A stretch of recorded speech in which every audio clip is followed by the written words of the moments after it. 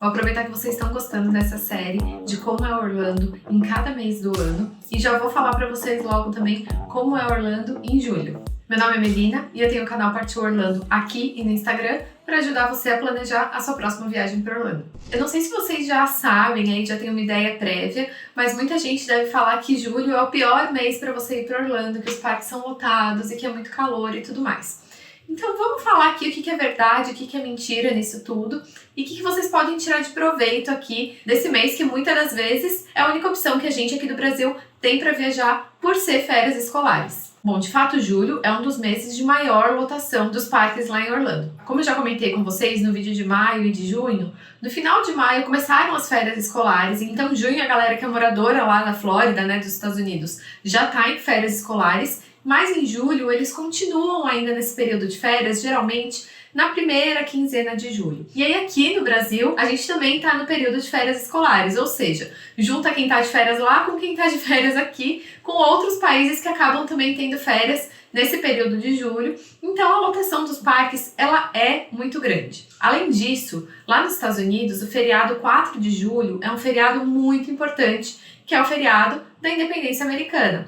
E nesse feriado, os parques, inclusive, têm programação diferente do normal. O show de fogos, por exemplo, no Magic Kingdom, no dia 4 de julho e na maioria das vezes no dia 3 de julho também, ele não é o Happily Ever After, que é o que acontece hoje em dia. Ele é um show de fogos de 4 de julho. Então, a programação do parque, ela fica totalmente diferente. Não só do parque, mas em Orlando e nas cidades vizinhas também tem muita coisa comemorativa. Celebration, por exemplo, tem uma super comemoração de 4 de julho. A cidade fica toda enfeitada, tem shows, tem feirinha, tem muita coisa acontecendo nesse feriado de 4 de julho. Se eu tiver que falar pra vocês qual é o pico de lotação dentro do mês de julho, que já é um mês que eu tô falando pra vocês, que é um mês bem cheio, vai ser nesse feriado de 4 de julho. Qual é o outro fator que sim é verdade, que acaba não tornando os dias de parques tão agradáveis durante o mês de julho? É muito calor. É muito quente, gente. É o pico ali do verão. Então as temperaturas, por mais que eu fale pra vocês que historicamente a mínima é 23, 24 graus e a máxima é 33, vocês vão encontrar aí uma média na real de 30 graus quase todos os dias aí de parque.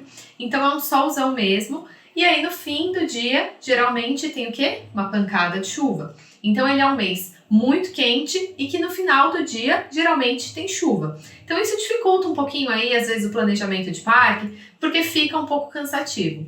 Então aqui eu já quero ser muito transparente com vocês e falar uma coisa que é muito importante.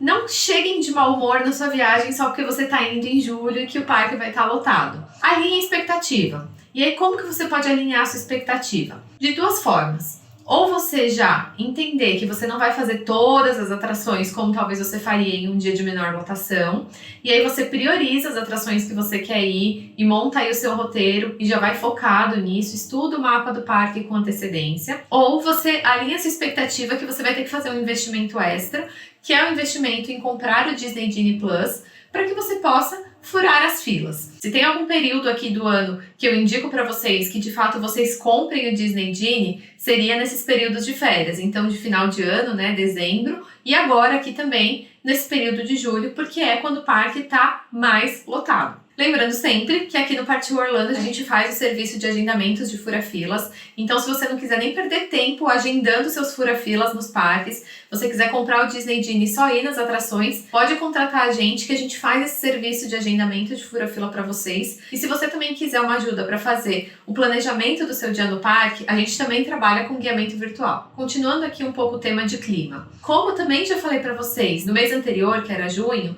já começou efetivamente o que eles chamam de temporada de furacões. Então julho ainda está dentro do período chamado temporada de furacões. Lembra que eu falei para vocês que ele vai de 1º de junho a 30 de novembro, esse período?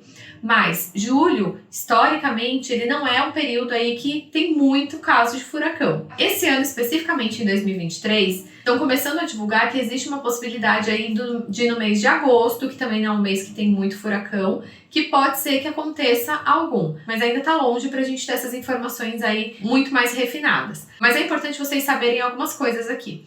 Existe a possibilidade de chuvas fortes, existe. E se num pior cenário acontecer de ter um alerta de furacão, a região ali ela é muito preparada. Vocês devem ter acompanhado que em setembro de 2022 os parques até fecharam realmente por causa de furacão, mas a cidade inteira estava muito preparada.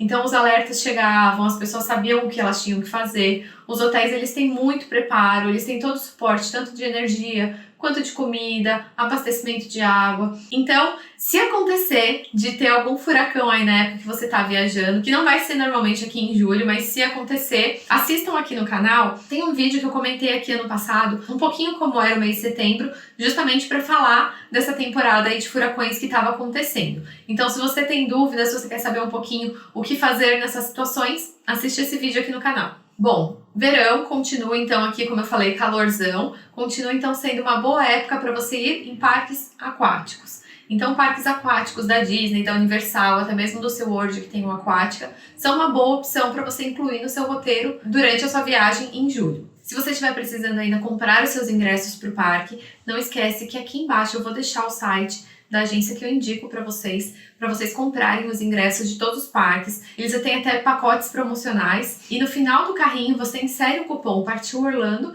e você vai conseguir um desconto extra. Falando um pouquinho de compras nesse período. Sempre que tem feriado nos Estados Unidos, eu já falei isso aqui algumas vezes, que os outlets eles fazem muitas promoções. Então, se você estiver lá nos Estados Unidos no feriado de 4 de julho, não sofra só por causa das lotações. Pensa aí no lado positivo. Você provavelmente vai pegar boas promoções de outlet. Outra coisa é que nesse período eles estão começando a querer queimar o estoque da coleção do verão deles, que pra gente vai começar mais pra frente. Então você pode comprar coisas de verão aqui nessa época que você vai usar aqui no Brasil alguns meses depois. Falando do que acontece nos parques, como eu já falei também em junho, essas épocas de maior lotação dos parques são as épocas que os parques estão mais preparados estruturalmente, então geralmente eles têm mais funcionários trabalhando, então com relação a cast members, a suporte aí nos parques, vocês não devem se preocupar, porque geralmente é a época que eles estão melhores preparados. Sobre festivais, lá no Epcot ainda vai estar acontecendo o Flower and Garden durante alguns dias aí de julho,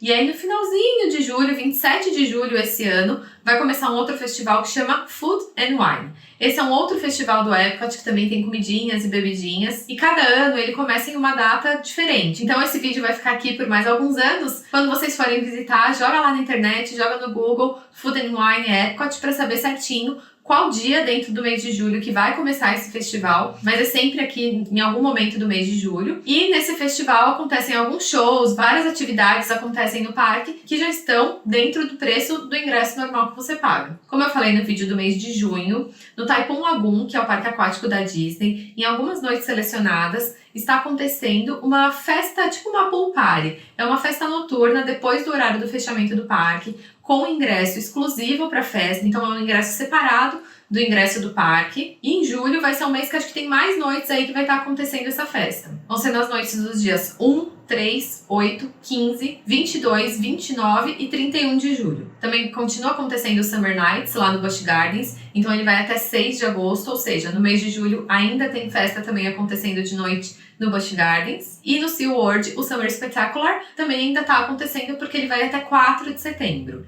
Voltando a falar só uma coisinha com relação ao clima. Como tá muito calor, se você tiver uma agenda tranquila, com dias livres, Orlando tem muitas regiões de lagos com água cristalina, que muita gente costuma ir visitar também nesses dias muito quentes. Então, se você estiver procurando alguma coisa aí fora dos parques para ocupar os seus dias quentes aí em Orlando, e você tiver dias livres, você pode tentar fazer uma dessas programações. Com relação a esportes, então o futebol, igual o futebol brasileiro aqui, continua acontecendo, o campeonato continua acontecendo, tanto masculino quanto feminino.